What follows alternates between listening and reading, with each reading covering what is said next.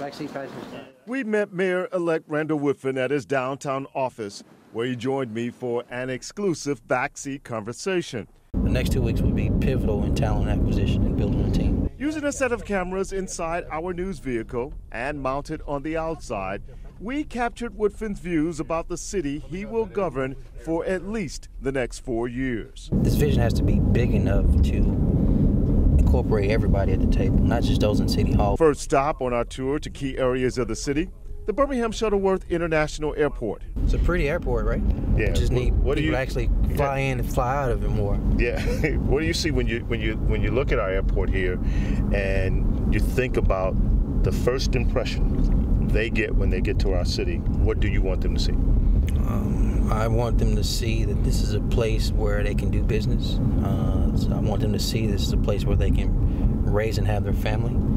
And I want them to be a place where when they leave, they say, I wanna come back. When they travel this route, heading to the interstate at 2059, and they look off to the left and they see one thing, and then they look off to the right and they see some things that I'm sure you wouldn't be pleased with them seeing at this point. So for me, seeing this, I'm just going to use plain language. It's me off. What I see here is unacceptable.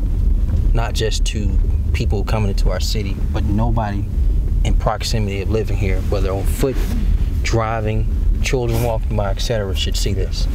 This is unacceptable. We exit the car to get a closer look. I think what's happened over a period of time is if people see dilapidated structures or structures where nobody's using, then they come dump one time and they see no response or nobody responds, they just keep dumping. As you can see, that's not a one-time deal right here. I mean, like, this literally. Has been here for a while. So, in my mind, this has to be cleaned up, and we have to send a message to the people who live in this area and or the people who own these properties. Not acceptable. So how do you start that process? I think the first step is clean it up. I think the second step is literally to identify who owns this. The interesting thing about that, the first sign I saw when we turned down this road had Birmingham Airport Authority right there on the side. So obviously there is some ownership of the Airport Authority to some degree on this property. There is. That's something I need to take a deep dive into. And if it is, we will definitely do our part. And I've said it before. I'll state it plainly here. The city of Birmingham for too long has participated in being slum landlords as well. From the airport, we take I-5920 back towards downtown, where cranes are rising into the Birmingham skyline near the construction of Topgolf. I think the city has positioned itself well enough around entertainment. Entertainment I support, but as a city we have to get beyond entertainment, and we have to dig deep on something that's been elusive, and that's jobs. Real jobs that people can provide for their families. And I wish these cranes weren't necessarily for the interstate. I wish these cranes were for buildings as it relates to people being able to stay and remain employed once the cranes went away.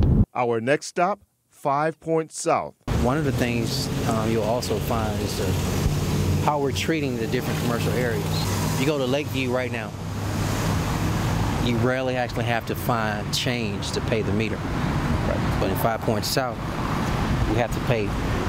Everybody has to use the meter.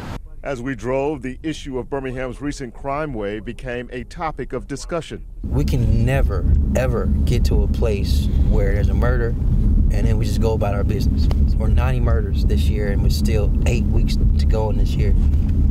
We have an epidemic and a crisis, and we need to treat it as such.